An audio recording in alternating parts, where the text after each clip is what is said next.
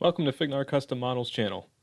If you have not watched my video where I converted a box truck to a flatbed, I recommend watching it first, as this video will only show you how to add a third or tag axle to the truck. I'll be using a spare steering axle since I have one from the model I used to take the second drive axle I added to the first version of the flatbed. Links for supplies used for this modification are listed below in the description. After removing the cab, I removed the axle and the mudflap bracket. To fit the tag axle, you do not actually have to relocate the axle from its original position, but I remove it to install the tag axle and then put the primary axle back in the original location. See the side-by-side comparison for the unchanged version in the middle. On the 2-axle version, I think the axles look best with the original axle moved forward and the second behind it. To fit the rear drive axle, I removed the raised bumps from the chassis so that both sets of the tires will be in line with each other.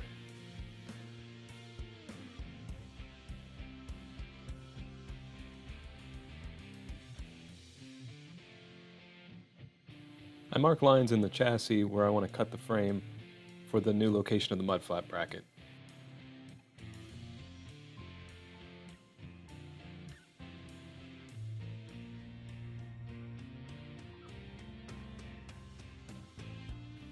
Here you see the two chassis compared with the 2-axle on the left and what will be the 3-axle version on the right. Test fit the 3rd axle to confirm the location you want to mount it to. I then mask around the cargo floor underside ribs to shave 2 of them down to fit the tires up against it. Using a Dremel sanding attachment, I shave it down. Afterward, I remove the masking tape and spray or brush paint the sanded area with flat black.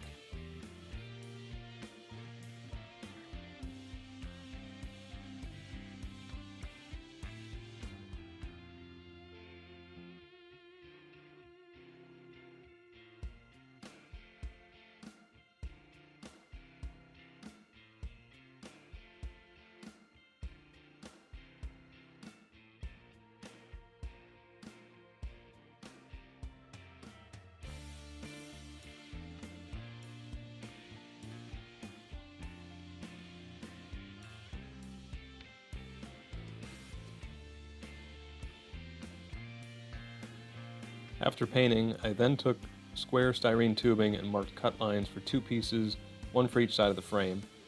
In hindsight, I realized I could have cut one piece and made a notch for the drive shaft, which may have been a better way to build it. I learn with every build, so I'm constantly thinking of ways to improve my methods or add more detail. Sand the edges of the tubes if the cut lines are not straight.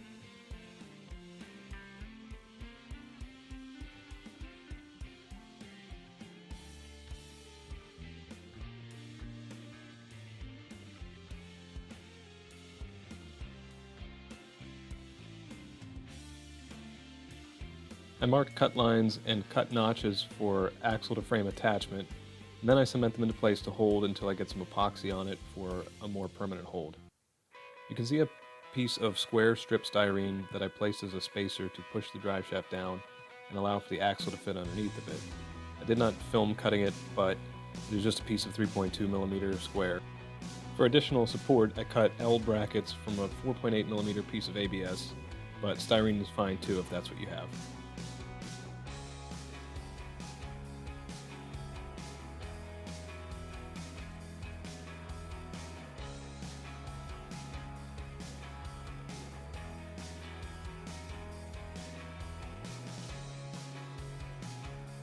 I then paint the pieces flat black.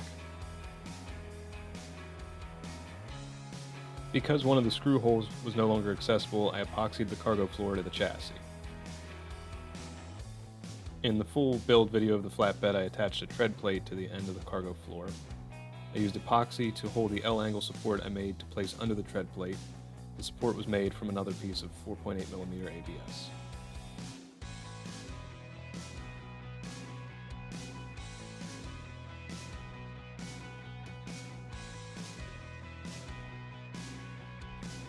And now the build is complete. Post comments, questions below, and if you've found value in watching this type of instructional video, please like and subscribe. I'm Don from Fignar Custom Model Videos, and I thank you for watching.